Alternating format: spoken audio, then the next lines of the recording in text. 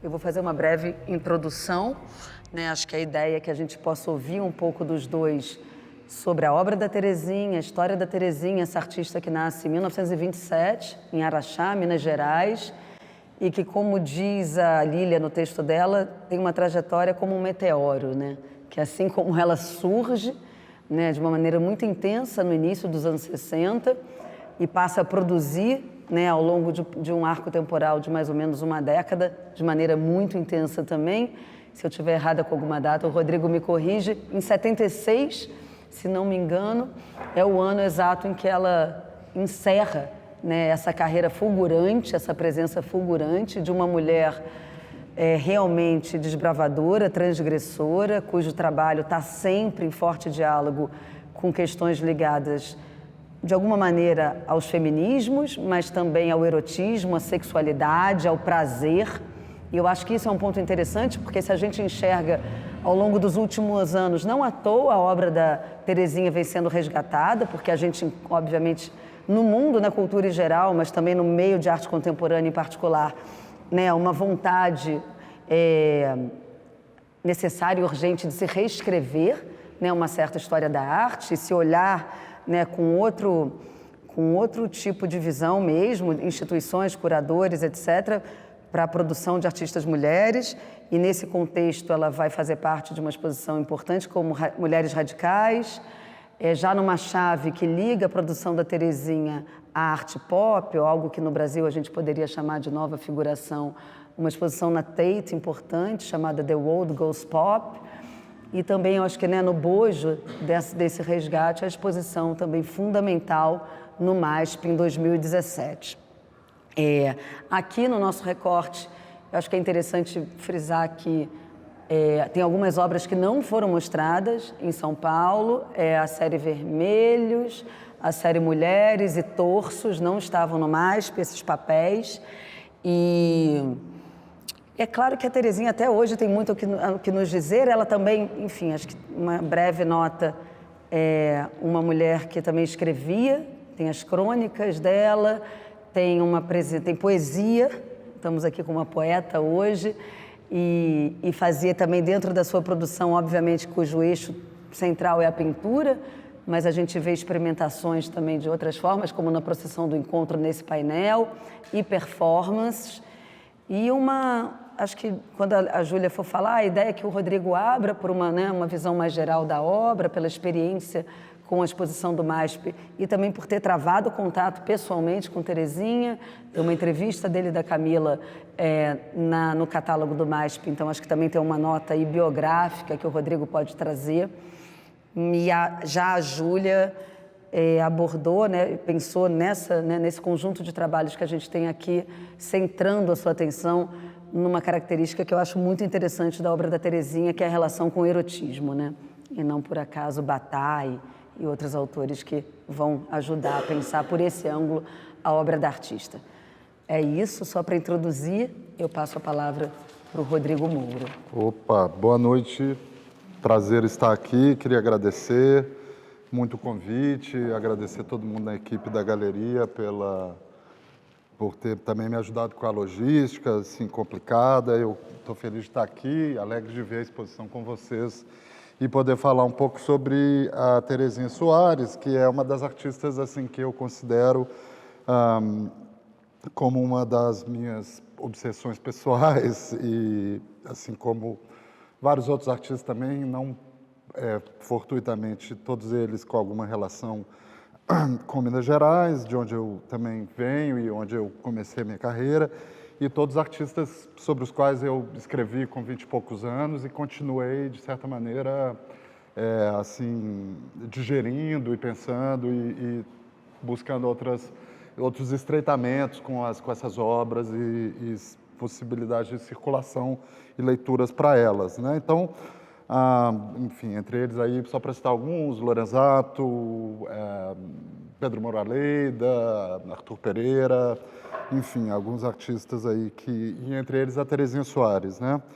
Eu acho que deve ter sido por volta de 98, 99, 1998, 1999, mas na verdade foi no ano 2000, eu acabei de olhar no livro, Eu tenho algumas notas aqui e eu vou fazer assim uma apresentação, espero, breve, para deixar a Júlia falar e para também a gente poder fazer uma conversa entre nós e espero que com vocês também. Mas, enfim, foi no ano 2000 que eu fui procurar a Terezinha Soares pela primeira vez, né? Ela ainda vivia na casa do Santo Agostinho e me recebeu para uma reportagem que eu estava fazendo. Eu era jornalista. Não, eu escrevia para o Tempo. Eu morava em Belo Horizonte. Foi antes de eu me mudar para São Paulo. E eu tinha ali 25 anos e eu fui bater na porta da casa dela e tal. E isso foi logo depois de 98, obviamente, pois foi em 2000, mas eu menciono isso porque em 98 eu tinha feito uma reportagem com o Márcio Sampaio, que é um crítico, artista também dessa mesma geração, e ele tinha falado muito, tinha sido um caderno especial, eu trabalhava no jornal O Tempo, tinha sido um caderno especial do jornal O Tempo, comemorando os 30 anos do Maio de 68. E aí eu tinha feito uma matéria sobre o Márcio Sampaio, que eu acho que é um personagem assim também que merece muito mais estudo e tal.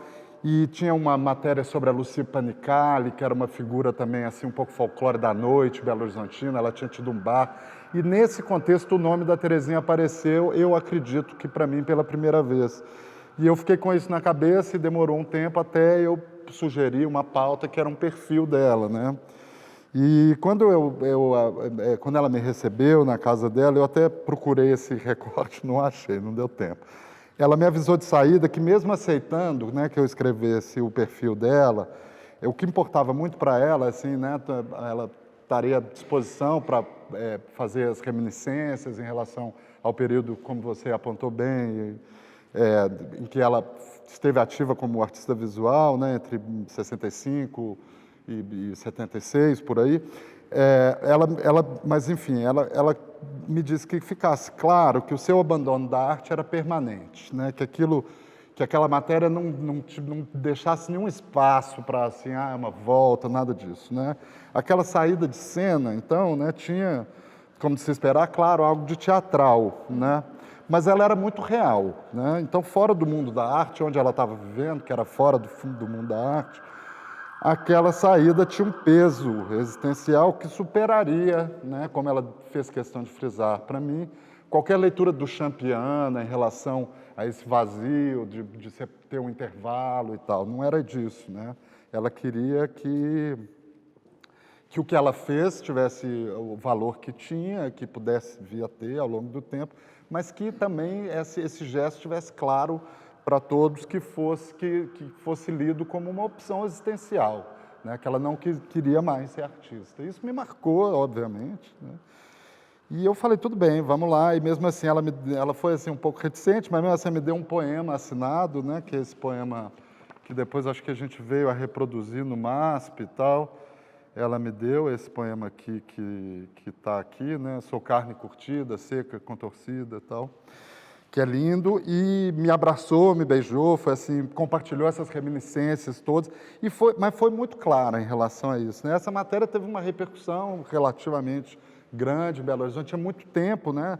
Muita gente, muito tempo que o nome dela não circulava, e muita gente, assim como eu, então não tinha ideia de que ela fosse tão importante, né? De que ela tivesse realmente construído um corpo de obra, mas obviamente tão significativo. E tão numeroso, na verdade, né? Se você pensar no curto prazo em que ele foi desenvolvido. Mas, obviamente, não tinha maneira, um perfil, era uma edição de domingo, uma capa pôster linda com ela, uma foto de hoje, né? Não tinha como ali dar peso histórico a isso. E essa tarefa, de alguma maneira, ela ficou inconclusa ali e de alguma maneira, provocando, reverberando, né? Então, assim, compartilhar algumas lembranças dessa visita. Essa é a casa onde aparecem muitas as fotos, né? Assim, tinha um muro daqueles de pedra, de canga de minério, né? Que é aquela coisa bem característica ali da arquitetura residencial de um certo período, bastante burguesa, e tinha um calor nessa acolhida, mas tinha essa reticência também e tal, né? E muitos anos se passaram, muitos, né? Dessa vez, enfim, eu passei a trabalhar com curadoria profissionalmente, eu já fazia alguma coisa nessa época, mas eu era mais um jornalista, um escritor do que um curador. Eu desenvolvi uma relação profissional de amizade com a Valesca Soares, filha da Terezinha, que é uma outra grande artista, né? Juntos fizemos uma exposição no Museu de Arte da Pampulha, um pavilhão permanente no Inhotim, 2 ensaios que eu escrevi sobre a Valesca que eu gosto muito, um para a Daros Collection, um para o Museu de Arte Contemporânea de Santa Bárbara, na Califórnia, fizemos, enfim, várias coisas. E pelas mãos da Val eu me aproximei mais uma vez da Terezinha, e dessa vez como a mãe de uma amiga, né? Uma relação diferente. Mas muitos anos passaram, muitos mesmos, e dessa vez, mais ainda, né? E eu me encontrei no MASP, então, como curadora adjunto de arte brasileira, e uma das propostas que eu apresentei ao diretor do museu, o Adriano Pedrosa, foi uma retrospectiva da obra da Terezinha, né? Eu havia recém-apresentado o trabalho da Terezinha Soares às curadoras que estavam trabalhando na exposição The World Goes Pop, que você mencionou, na Tate Modern, né? E era a Fúvia e a Jéssica. Exato. A Fúvia agora me falha o sobrenome dela.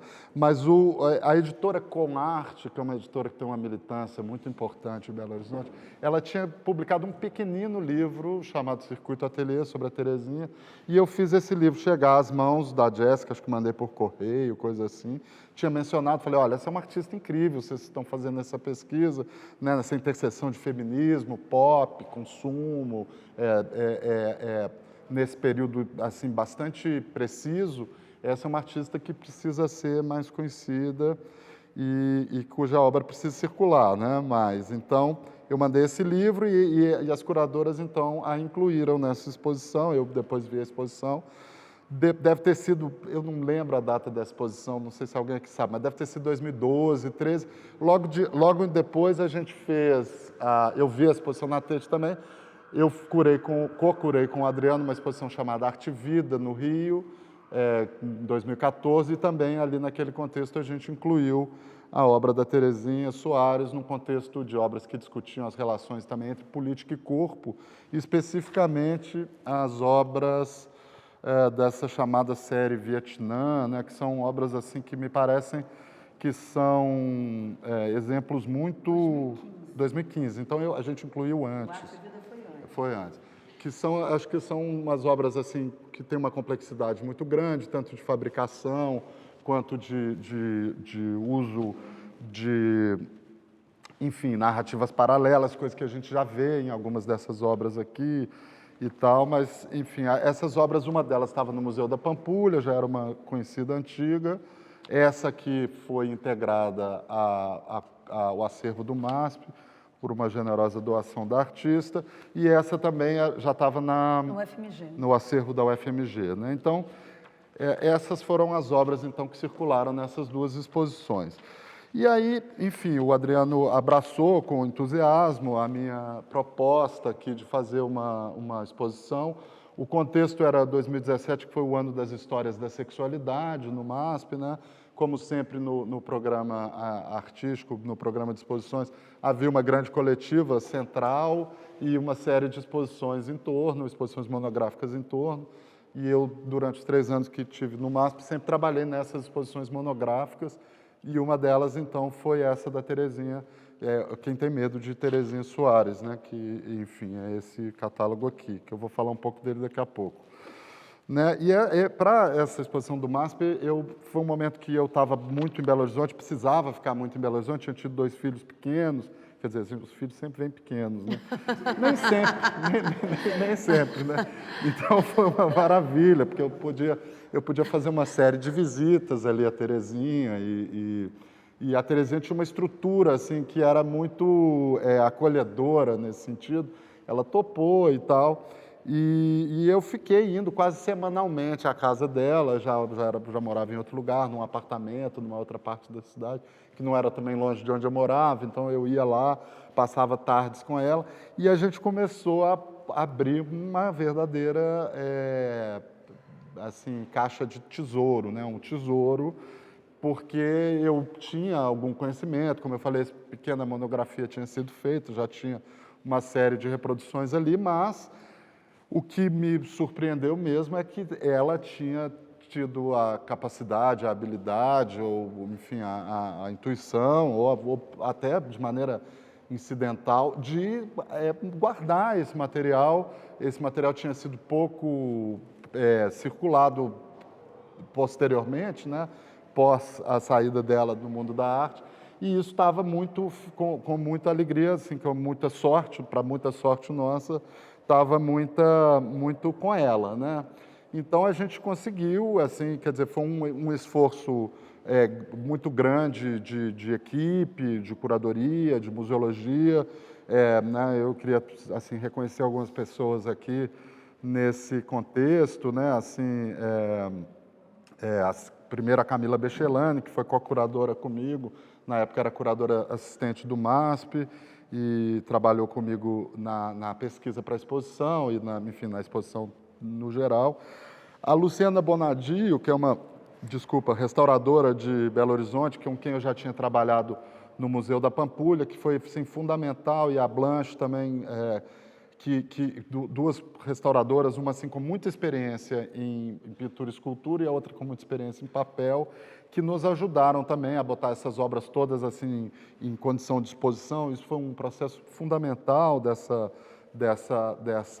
desse projeto, né? Porque muitas dessas obras tinham ficado muitos anos sem ser expostas. E também o pessoal da equipe da Terezinha, o Luiz Eugênio, filho dela, a Lourdes, que trabalhava na casa dela, que sempre também dava um grande apoio. E a gente fazia assim também viagens de carro, porque a Terezinha tinha não sei se ainda tem um depósito fora da cidade, não tem mais não. Então, mas esse depósito foi fundamental, e era assim, aquele trabalho mesmo, né, assim, de desbravar, entrar no depósito, procurar e tal. E a Terezinha já tinha muita idade nessa altura, e ela muito, assim, quer dizer, muito envolvida, sempre nas viagens todas, e sempre nessas incursões. Tinha algumas obras, essa obra que está aqui atrás dessa parede, estava assim, um tríptico, estava um pouco disperso, a gente juntou e tal. E isso foi um processo muito bonito, assim, junto com ela, né, revisitar a trajetória dela e poder apontar realmente um percurso enfim, de produção, né, de pensamento desse trabalho ao longo dos anos dentro dessa trajetória dela. E, embora você tenha apontado muito bem que os papéis dessas 3 séries não tenham sido expostos no MASP, a gente teve acesso a eles foram reproduzidos e eles estão em algumas imagens que estão no catálogo, e era importante para a gente tentar ter esse... E tem um outro material que antecede, anterior a esse, que esse a gente preferiu não tratar nessa exposição. E aí a gente foi, quer dizer, obviamente, fazendo, né, enfim, categorizações, separando e tentando criar relações entre as obras, mas também fomos avançando nessa cronologia, e uma coisa que foi muito legal, assim, muito estimulante, foi também trabalhar com o material de documentação, de performance, né, que a Terezinha também tinha muito zelosamente guardado, que são esses slides 35 milímetros, que tinham ficado com ela muitos anos e que nos permitiram, em alguns casos, refazer, de fato, algumas performances, né, com a permissão dela, autorização dela, e, em outros casos, restaurar essas matrizes em filme, né, em película 35 milímetros fotográfica, com a ajuda também de um restaurador especializado nisso, que é o Guilherme Horta, do Estúdio Anta.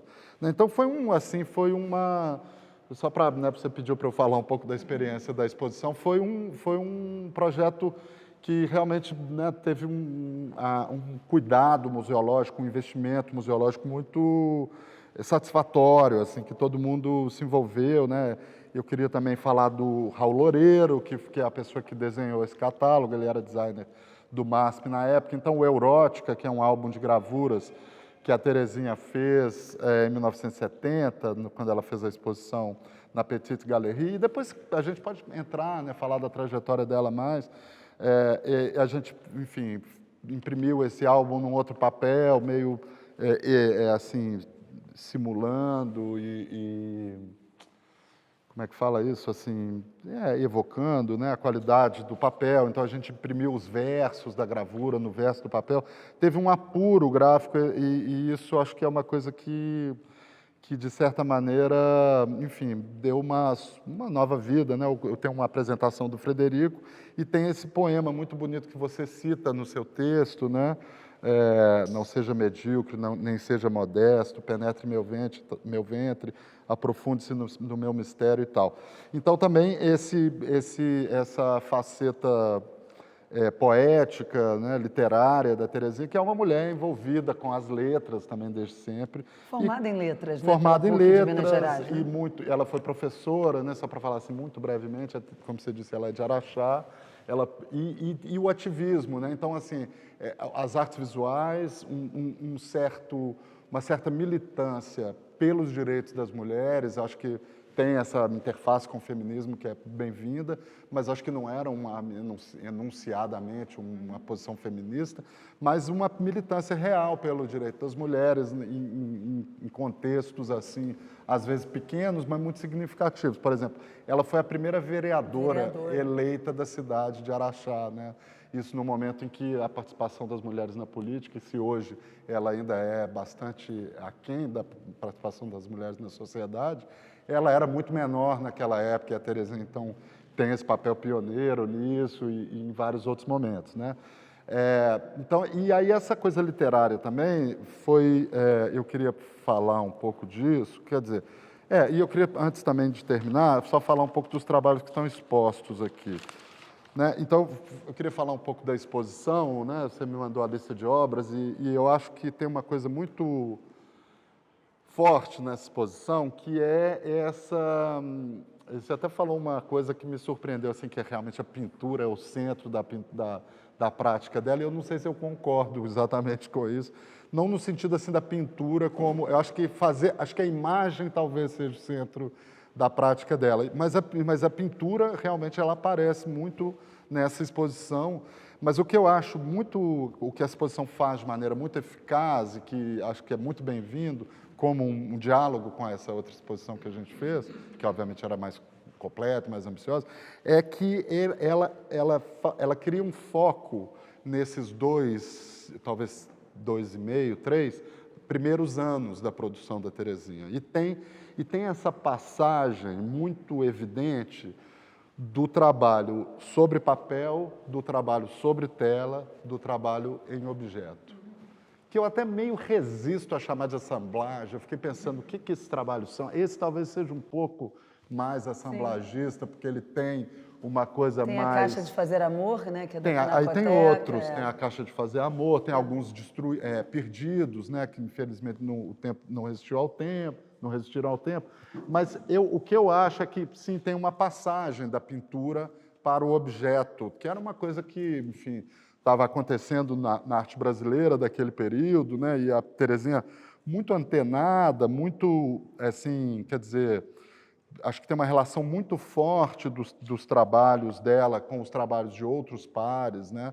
E ela muito contextualizada, né, nesse momento. Então, enfim, falar um pouco desse lugar que eu acho que seria a imagem como uma recorrência central, né, a partir dos trabalhos em papel, que eu acho que tem essa fantasmática, né, que o seu texto fala muito bonito sobre isso, né, do corpo, um corpo que não é evidente e tal, e que você vai, espero, falar disso, né? Mas, enfim, é um trabalho feito na ditadura militar, num período não só de repressão política, ideológica, mas de repressão comportamental também, né, onde havia uma grande estigmatização e uma grande militância normativa, hétero. Mas que, ao mesmo tempo, tinha um desbunde também tinha, em reação claro, a isso, né? mas... A passagem de 60 para 70 é também de uma liberação gigantesca dos costumes, né? Sem dúvida, mas aí também vale fazer Onde ela estava, né? Uma remissão Em biográfica Belo Horizonte, para né? falar do métier extremamente repressivo, né, no qual ela se encontrava, né? Então, voltando para as minhas notas, essa coisa da ditadura militar, a coisa da assinatura, né? Tem um só trabalho na exposição assinado Terry. Está ali do outro lado, na série Mulheres. Seria o Terry seria o Terry, né? Seria corruptela de Teresa, né, ou de Terezinha, mas com a ambiguidade de gênero, né? Quer dizer, então isso como um pseudônimo, alguma... Aí a questão do teatro, da máscara, da persona, também sempre acho que fazer um pouco de sentido nessa Entra, relação mas com a entra Terezinha. também essa coisa de uma certa dissolução da fronteira evidente do corpo como algo muito... Da identidade, né? Da identidade como algo muito fixo, né? Eu acho que aí também vale, essa ambiguidade de gênero vale evocar uma anedota que eu acho formidável, né? Que eu sempre conto, que é a coisa dela com o Britaldo dançando no Automóvel Clube. Que era o marido dela. O Britaldo Soares, que era um grande jornalista, era uma espécie de grande editor, publisher dos Diários Associados ali em Belo Horizonte naquele momento. E o Automóvel Clube é um clube de elite, se é que isso existe em Belo Horizonte. Essas pessoas assim muito empoderadas, assim muito intituladas e tal. E ela tem esse caso famoso que ela se vestiu de smoking, né, de black tie, e dançando com ele na pista durante uma festa, né, e criando essa espécie de escândalo e tal, das pessoas olharem e falarem, mas o Britaldo está dançando com um homem e tal. Então, esses desenhos, eu acho que você tocou numa coisa muito legal, assim, que eu estou falando mais anedoticamente, que é dessa coisa de como ela não define o corpo como algo muito parado, né, estático. Né?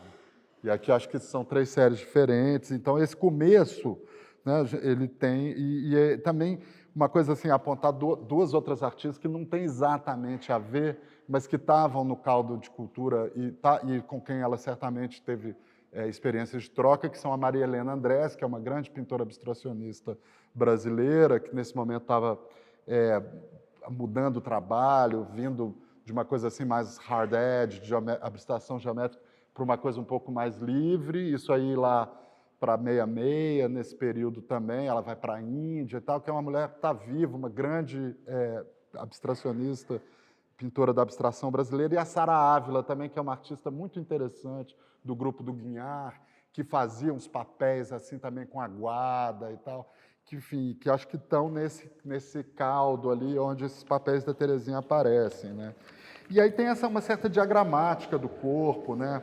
Essa face das demarcações de um corpo, às vezes ele aparece meio esquadrinhado, né? Por coisa, se você sugere uma coisa SM, facetado, né? Meio sadomaso. Mas você acha que tem uma coisa mesmo de fetiche, do corpo da mulher, de uma certa objetificação passando por esses códigos visuais, tratados interditos, né, das coisas, enfim. Você fala que o talhe partido do órgão sexual, né? Isso é tão interessante, né? Um teste de contornos, eu achei essas observações suas muito pertinentes em relação a esses papéis que eu acho tão ricos, né? Agora, em relação às pinturas, que eu acho que também são muito férteis, né? Extremamente férteis, tem esse interesse pela palavra, né? Que eu já apontei um pouco a Terezinha como sendo uma pessoa das letras, como sendo uma pessoa em que o discurso escrito atravessa a prática do começo ao fim, todas as performances têm textos, poemas, o erótico e tal. E acho também assim, a coisa do jornal é uma coisa que aparece. Os recortes de jornal. Tanto como o recorte, como a própria diagramação, as fontes, do espaço pictórico, né? Esse espaço que é entendido sempre nos eixos de verticais e horizontais, nesses cruzamentos, que vão criando esses espaços de luz e sombra, esses desvãos, né? Esses portas. Os textos são muito sugestivos, né? Você sente que tem uma repressão também, a coisa da traição, da infidelidade, né? Que vai desaguar nos objetos que tem esse é o jogo de desencontro, né? Se você levanta, você vê exatamente que está acontecendo uma cena de traição. Exato, né? E isso também no problema do feminicídio, que é uma questão que ela aponta, exato, né? O marido com a outra. O marido com a outra, né? E isso é uma coisa tão nossa, né? Então, esse problema do feminicídio, isso são problemas que têm uma reverberação universal, mas que estão também muito ancorados nos conflitos da sociedade mineira, né? Assim, do Lúcio Cardoso à Ângela Diniz, né? São problemas que aparecem ali como temáticas recorrentes e temáticas que ela, de maneira muito precisa e quase cirúrgica nesse trabalho, né? Esse é um pouco mais doce, né? Ele tocou as cordas do meu coração. Ele tocou as cordas do meu coração. Ele tocou as cordas do meu coração. Mas isso, essa fantasmática da repressão, então, isso tudo aparece nos objetos. Era mais ou menos isso que eu tinha falado para os trabalhos. Eu só queria, antes de finalizar, eu queria só fazer uma menção a esse livro também, que eu organizei em 2017, a convite da Isabel Diegues e da própria Terezinha. Era um sonho antigo da Terezinha, né?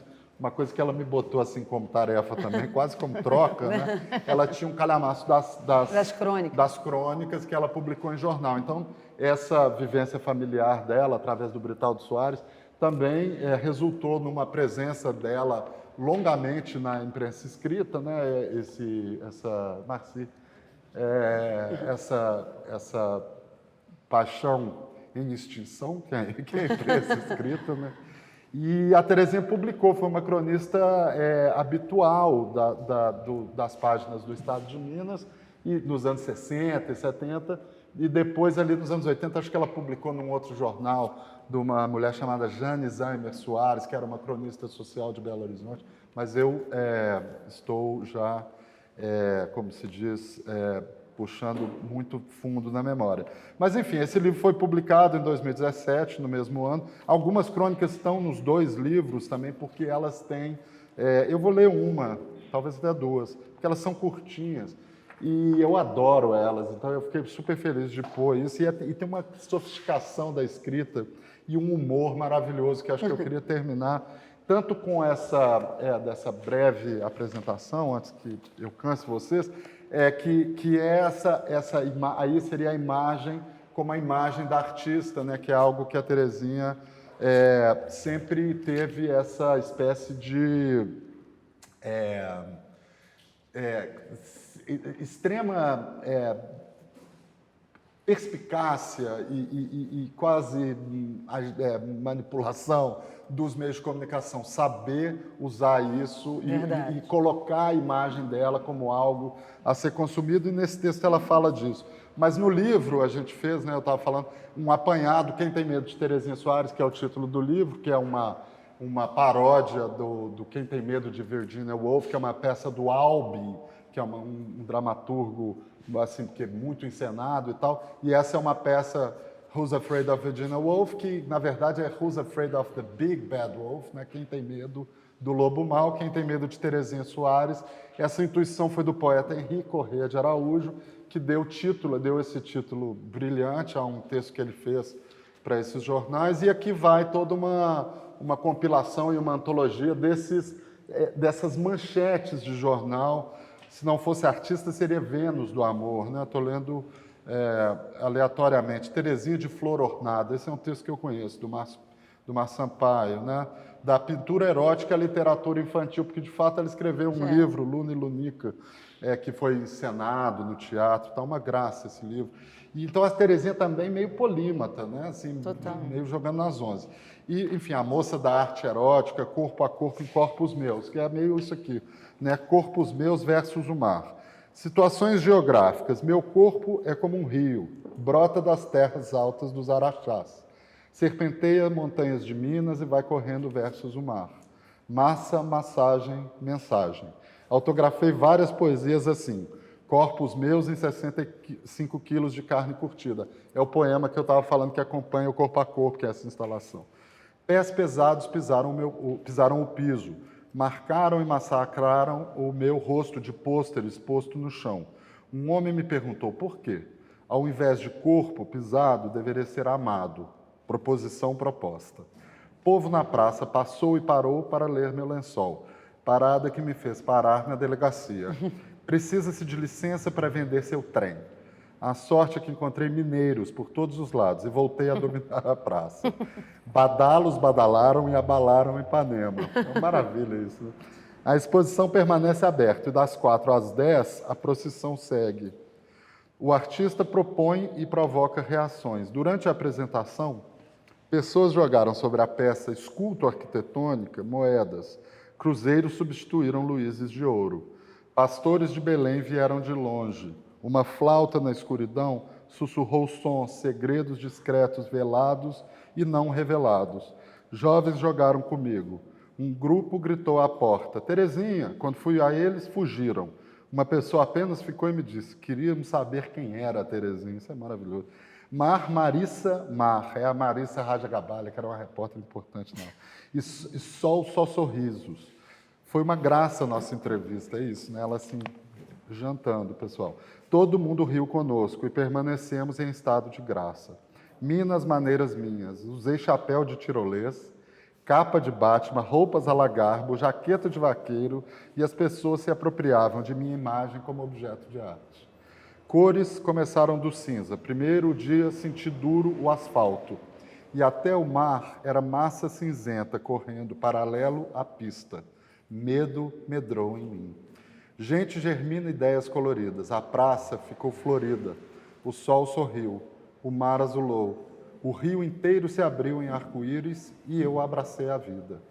Busco o branco, que brancura dá paz. E lá, na Petite Galerie, toda branca, meu corpo a corpo pisado, marcado, penetrado, amado e multiplicado, são peças brancas relaxadas, esperando o fim. Eu quero morrer mar entrando, mar amando. Então é isso.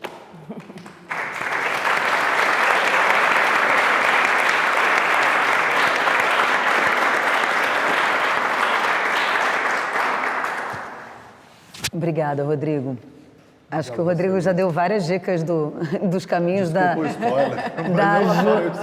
O texto dela é super bonito mesmo e é centrado, como eu disse no início, nessa tentativa de diálogo, né, da questão do erotismo mesmo e da obra da Terezinha.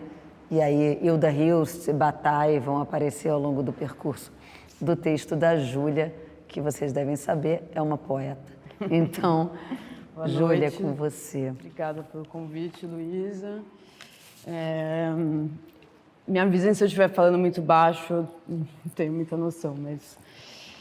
Bom, quando a Luísa me convidou para escrever sobre a exposição, e eu comecei a entrar em contato com as obras da Terezinha, imediatamente eu fui fisgada por essas obras em papel, assim, porque elas me remeteram muito a algumas ideias do Georges Bataille, escritor francês, que eu fui conhecer quando eu estudei a Hilda Hilst no mestrado, que era uma grande leitora de Bataille e que era uma escritora que abordava o erotismo com muita frontalidade também, né?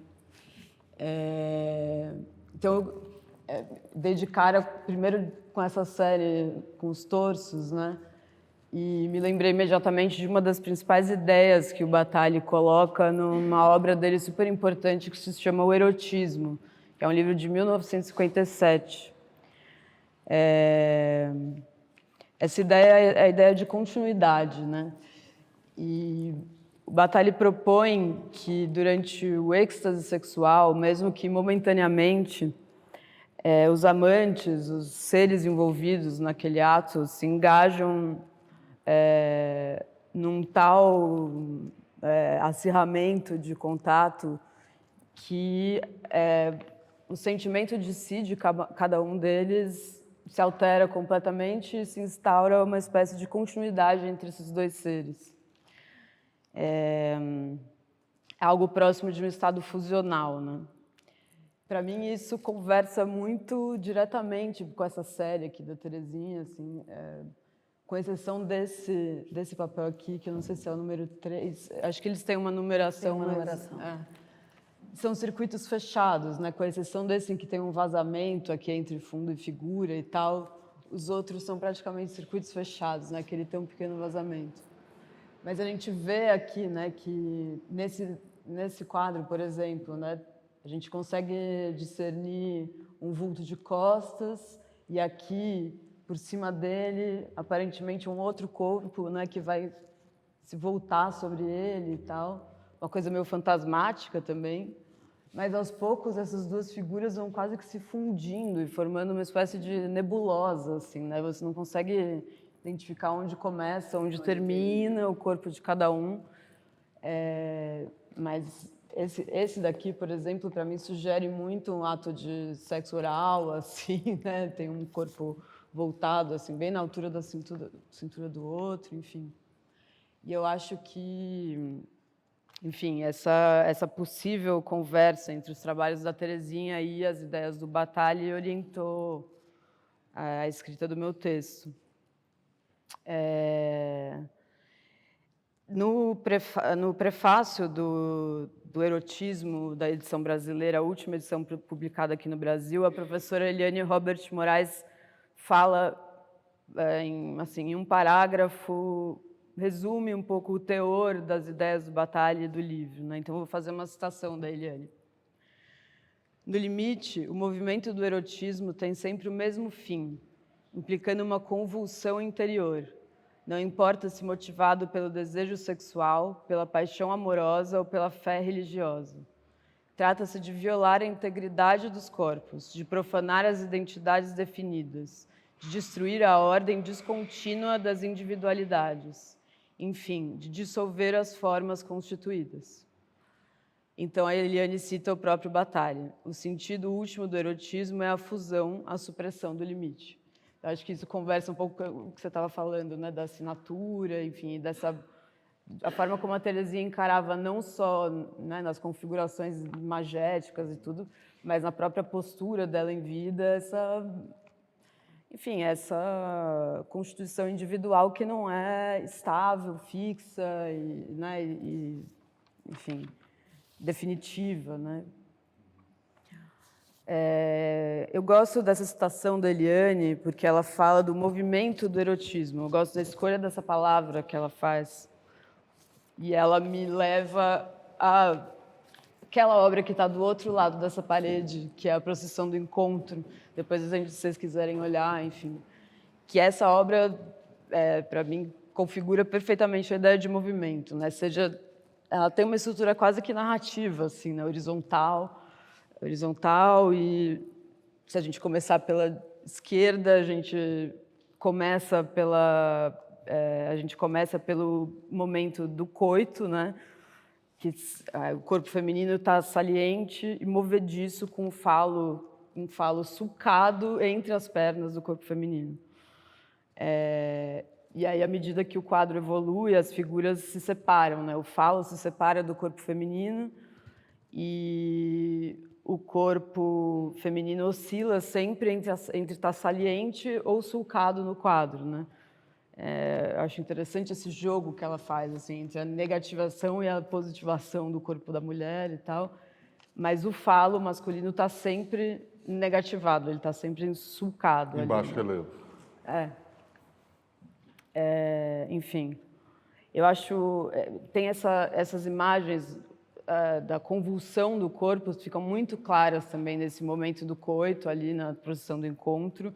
É um corpo feminino que está enfim, praticamente encaixado num falo, e ele está em convulsão mesmo, né? Ele está serpenteando, enfim, parece que está em êxtase mesmo, e isso fala muito do movimento e desse êxtase e desses contornos que perdem a nitidez, né? Que perdem esse estado de fixação, enfim, de rigidez.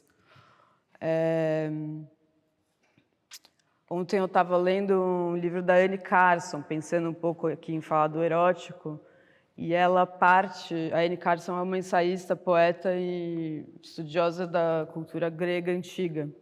Ela é canadense. E a Anne Carson resolve escrever um livro sobre Eros, e para isso ela parte de um fragmento da Safo, que numa tradução, enfim, ela traduziu para o inglês e depois foi traduzido para o português. Mas é o seguinte fragmento. Eros, mais uma vez, afrouxa membros, me torce. Doce amargo, impossível de resistir, criatura a roubar. Então, e aí a Anne Carson resolve usar esse acoplamento de palavras, né, o doce amargo, para nomear o livro dela. Então, o livro se chama Eros, o Doce Amargo. Mas eu achei muito interessante porque, primeiro, esse afrouxa membros, né? Essa coisa do quase desmantelamento do corpo, né? Diante do objeto de desejo ou durante o engajamento no ato erótico e tal. A coisa da tensão absoluta do desejo, né, a luta contra ele, mas é impossível de resistir, e você é quase que roubado, sai aos pedaços, enfim, né? E também me chama muito a atenção essa coisa da convivência dos opostos, né? Eros, o doce e amargo, então aquela simultaneidade entre prazer e desgosto, prazer e dor e tal. Me lembrou também o nome da exposição e o Alegre Teatro Sério. Exato, Alegre Teatro Sério, né? Então acho que uma certa abordagem assim de alguns temas que permitem essa convivência esse confronto dos limites mesmo, né? A Anne Carson segue falando de Eros, falando que na poesia lírica grega Eros é uma experiência do derretimento. Acho isso muito lindo. Isso. Né? E aí tem toda essa questão, né, de se então Eros permite a convivência entre opostos, entre a dor e a delícia e tudo mais.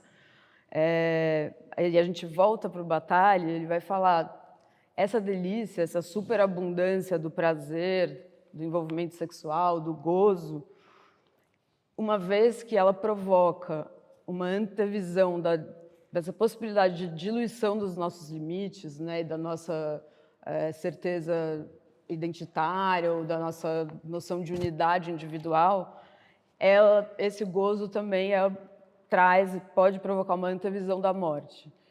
Então tem algo fúnebre, tem algo brutal e violento também no gozo, e isso é uma questão que o Bataille vai tratar assim com de forma muito detalhada. Tem o negócio da petite morte. Tem a petite mort, esse derretimento também, esse desfalecimento. Total. E, bom, o que eu ia falar é que esse aspecto brutal, violento e essa possibilidade de dissolução, né, se manifesta na obra da Terezinha de várias formas, assim. Eu acho que a série Vermelho, que é essa que vocês estão de costas para ela, traz vários elementos assim dessa brutalidade, desse aspecto dilacerante, assim, né? Tem naquele segundo, né, aquele contorno de um corpo de uma mulher que está por cima daquele rosto meio assustado, né? Sim. Que seria? Então. Tão bonito. Eu acho que, bom, todos os quadros são compostos de vermelho, enfim, sobre um fundo bege, vermelho e preto sobre um fundo bege. Esse vermelho que, claro, é associado à violência, mas também à paixão, aos fluidos menstruais, mas, né, também à vida. Enfim, eu gosto especialmente desse em que o corpo da mulher está todo preenchido de vermelho, né? Esse terceiro. Esse terceiro.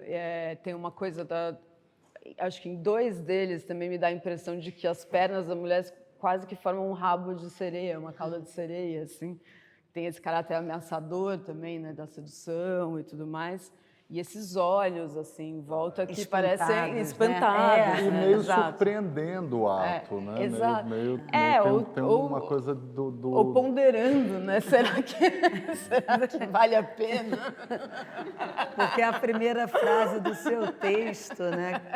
A primeira frase do texto da Júlia diz: quando tomado pelo desejo, todo o corpo está sob risco, né? Sim, Tem sim. algo dessa eu acho dissolução, dessa integridade, né? Eu acho que é isso. Eu acho que a Terezinha trata, assim, de forma alusiva, não explícita, banal, né? Desse risco, né? Que é um corpo erótico, um corpo desejante, enfim, um corpo que está fazendo esse teste de limites, né? No contato com o outro, enfim. Sim. E isso, claro, né, eu estou falando especialmente dessas séries em papel e da produção do Encontro, que é esse painel, e não estou falando tanto dessa obra, dessa parte mais política, assim, do trabalho dela e tal, que também tinha um... Porque eu acho que a gente tem dois textos. Acho que a Lília Schwartz dá mais conta para quem for ler na brochura dessa parte mais política e a Júlia dá mais conta dessa relação com o erotismo e a sexualidade. Acho que sim.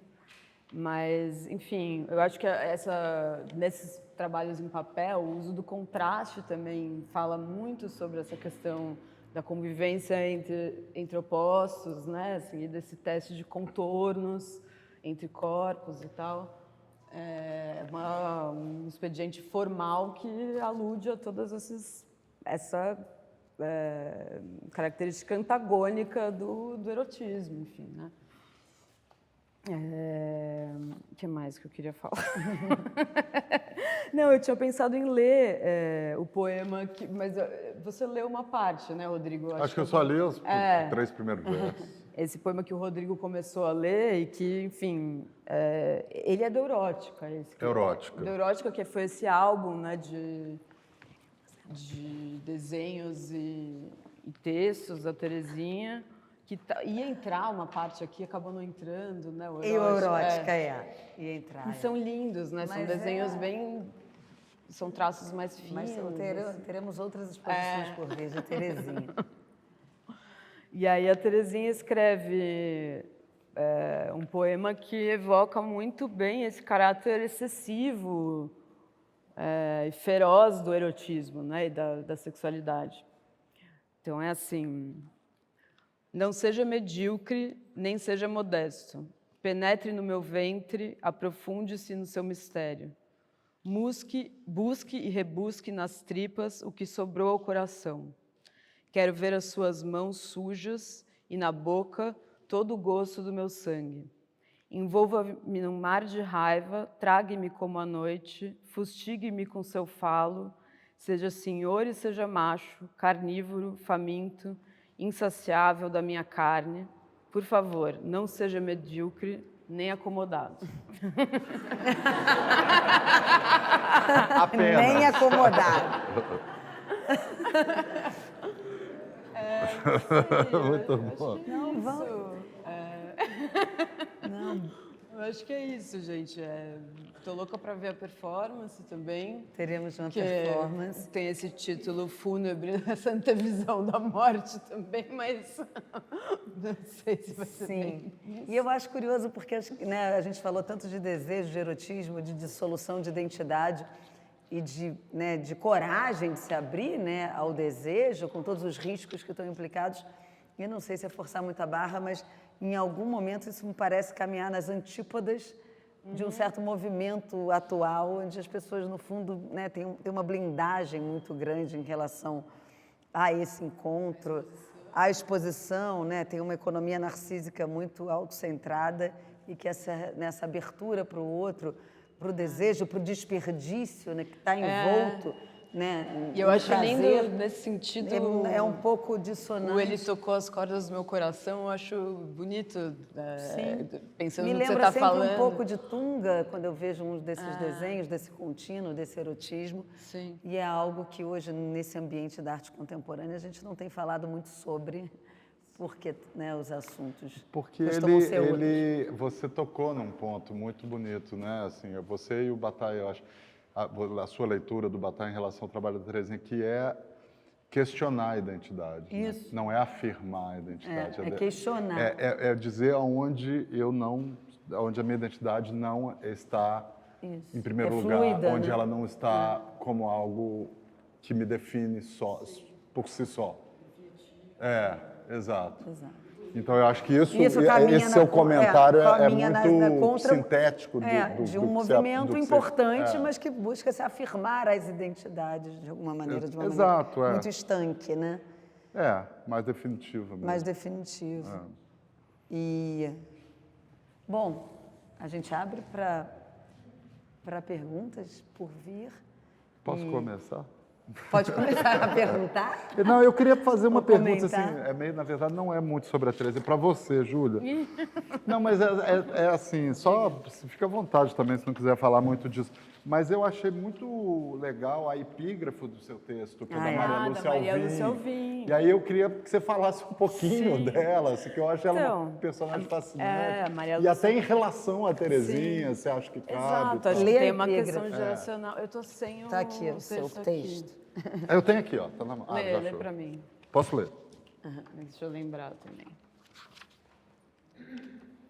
Lê você, já está na mão. É o trecho de um poema da Maria Lúcia Alvim. Quero mais altos padrões da cólera, mais redobro as abas do corpo.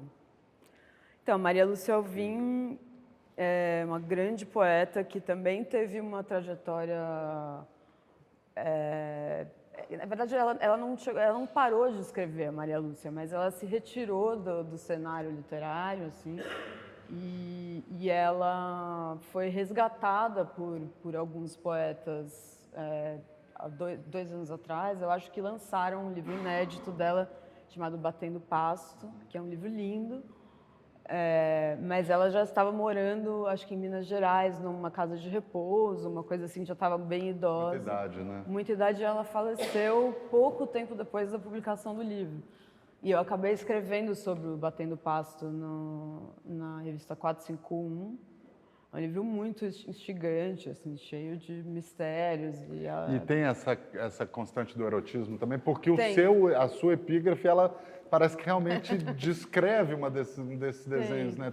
Tem bastante erotismo, ela usa muita imagem, muita metáfora, assim, então tem um erotismo que aparece muito sob forma de flores e frutos e coisas, que né? legal. Assim, é bem... Obrigado, fiquei instigado. Ela é irmã do Chico Alvim, né? Irmã do Chico Alvim. Irmã do Chico Alvim. E ele tem outra irmã poeta também. Então, eles tinham outra irmã que morreu, e agora me fugiu o nome dela, mas acho que também escrevia. Era uma família de acho poetas. Que sim, Eu, no início, cometi um lapso que eu não introduzi, né, o que se faz normalmente. Atualmente, o Rodrigo é curador do Museu del Barro em Nova York. A Júlia é uma escritora e poeta cujo último livro, belíssimo, se chama As Durações da Casa, editado pelas 7 Letras. Só para dar um contexto plim-plim. aqui. Um plim-plim, um anúncio. E alguém... Que a gente tem uma programação ainda por vir, então se... Não?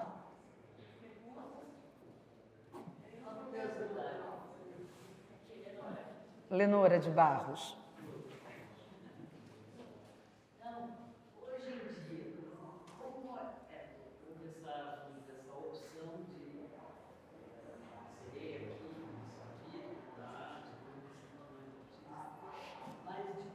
Fala só um pouquinho mais alto, Lê.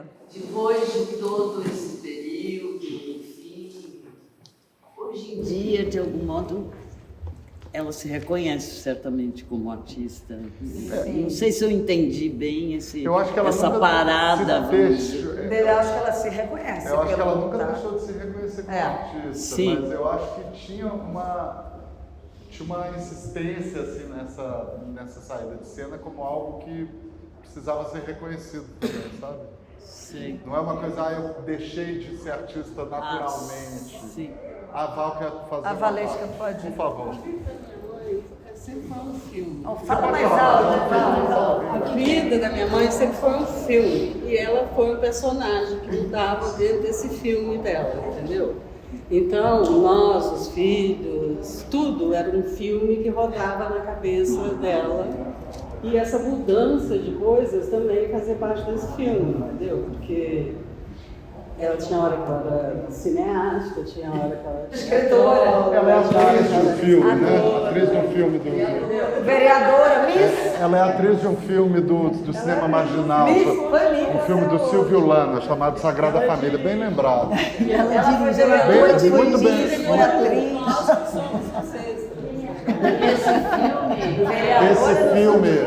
Esse filme é um Qual filme... década que ela foi vereadora?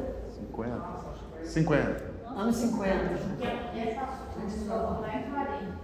Mas é 50. É 50, porque ela é de 27. De 27, estou sabendo fazer conta? Oi, tem uma pergunta ali. A Poli. Não sei se é pergunta ou se é um devaneio alto, mas quando a gente fala sobre essa dissolução da identidade, sobre a perda do contorno, sobre a fusão que o erotismo causa, é importante também pensar como isso pulsa um desejo também voltado para si.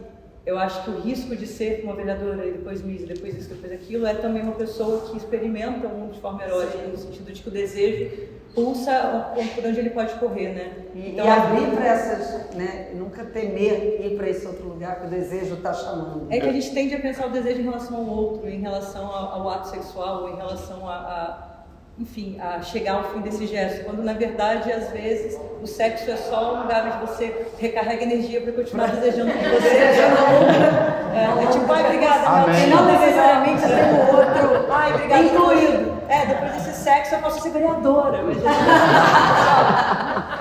Perfeito, Cláudio. Mas eu acho esse comentário, só um minuto, eu acho esse comentário fantástico, porque é isso, tem um sentido de passar por de uma coisa para outra, como uma maneira de continuar mesmo, sabe? O meu comentário no começo, eu acho que só queria, assim, falar da sua pergunta, é que o que eu queria deixar claro é que não foi uma pessoa que parou de trabalhar porque, o trabalho, e agora ninguém mais se interessa pelo meu trabalho, e aí o trabalho morreu. Não, assim, houve um gesto claro de dizer, a partir desse momento eu não produzo mais arte. Não deixei de ser artista por não produzir mais arte. Sim, mas e tem um peso existencial isso, entendeu? Então acho que essa relação de arte com vida, da arte como uma coisa que pulsa dentro da vida, é uma coisa que ela fala de fora, de cabo a rabo no trabalho, né? Laís. Também o fato de que essa atitude desejante e da pulsão do erotismo, etc., ela resiste à constituição de identidade. Porque é meio como você criar uma imagem definitiva. E eu acho que talvez isso me interessasse. Então você vê isso até na quantidade da proliferação de mídia, nas formas. Sucessivamente, nunca simultaneamente. Não é uma coisa, eu fui fazer performance, continuei com a prática no estúdio. Parou. Sim. Troca, vai embora. Segue baile, né? Segue baile. Exatamente. Mas eu acho que a identidade, ela não é uma coisa sólida, né? Ela é líquida. Então, você se move, não necessariamente, entendeu? Porque a gente está falando aqui tentando congelar a identidade em um momento. Não é isso, a identidade. A identidade muda e sei lá, ela é líquida. Não sei. Ela se transforma. Ela se transforma, se contrai, não sei, entendeu? Tem uma coisa que ela começa a trabalhar do arte quase aos 40 anos, então. Depois dos filhos todos nascerem, né? Exatamente, quase aos 40 anos. Depois vocês já tinham todos nascidos, né? 66. Sem querer revelar. Mas sim, né? 38. Qual é a história disso? 38, 65, né? Ela faz um curso na FUMA, né? Faculdade, que na época chamava UMA, faculdade, não, aliás, na época chamava FUMA mesmo.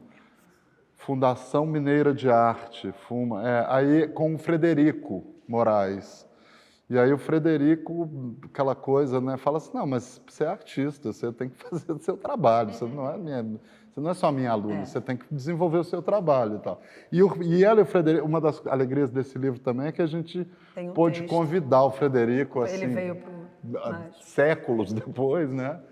Ele esteve aqui antes? Não sei, ele esteve no MASP? Ele viu a exposição no MASP, pegou um avião de manhã e tal, veio aqui.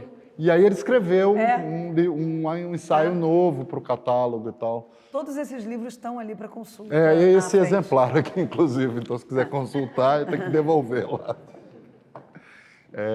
Exato. Então, eu não sei, esse catálogo do MASP parece que está esgotado, né? Alguém comentou mais cedo. O do MASP? Tá. Olha, boa notícia. Está à venda aqui. E o Acontecências, que são os escritos. As crônicas, idem. Idem, editora Cobogó. É isso, né? Poxa, que pena, porque é tão bom, mas tem mais agora, né? Eu ia pedir, queria agradecer muito o Rodrigo, a Júlia, mas eu acho que a gente pode ficar aqui um pouco mais, porque a gente falou tanto de poesia, e aí a gente um encerramento, enfim, é um momento simbólico importante para todos nós da galeria, da Gomide, né, da família que está aqui também. E a Terezinha está super, a gente está super interessada em tudo que está acontecendo aqui hoje, e foi um jeito que a gente criou, né, Bruna, que está ali, de trazer ela para perto um pouco. Então, 1 minuto? Então, todo mundo fica aqui na sala. Todos fiquem aqui na sala.